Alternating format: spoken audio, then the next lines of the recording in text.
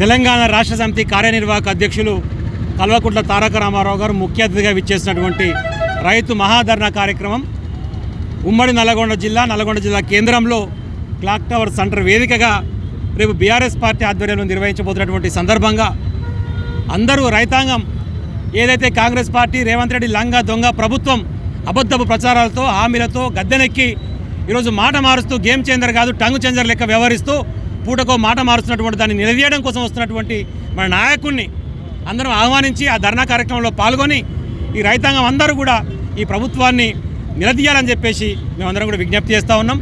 అదే క్రమంలో రైతాంగం పక్షాన వస్తున్నటువంటి కేటీఆర్ గారికి రాష్ట్ర వ్యాప్తంగా వస్తున్నటువంటి ఆదరణను చూసి ఓర్చుకోలేక కావాలని చెప్పేసి పర్మిషన్ లేకుండా ఇబ్బంది పెడితే కోర్టుకు పోయి పర్మిషన్ తెచ్చుకునేటువంటి ఒక దుస్థితి ఇక్కడ జరుగుతున్నటువంటి ఇది ప్రజాస్వామ్యమా లేకపోతే రాక్షస పాలన అర్థం కానటువంటి ఒక దుస్థితి కనపడతా ఉన్నది. మేము కూడా చాలా స్పష్టంగా చెప్తా ఉన్నాం, కోర్టు యొక్క అనుమతికి లోబడే పరిమితికి లోబడే రేపు ధర్నా కార్యక్రమం నిర్వహిస్తూ ఉన్నాం. వచ్చినటువంటి కేసీఆర్ గారికి స్వాగతం సుస్వాగతం తెలియజేసుకుంటా ఉన్నాం. వారు వచ్చిన తర్వాత ఈ కాంగ్రెస్ పార్టీ ఏదైతే నిన్న పెట్టినటువంటి మీటింగ్లో కూడా 26వ తారీఖు రాత్రి 12 గంటలు దాటంగానే టింగ్ అని మీ దాంట్లో ఏదో పడుతుందని చెప్పేసి లెస్స మాట్లాడిండు.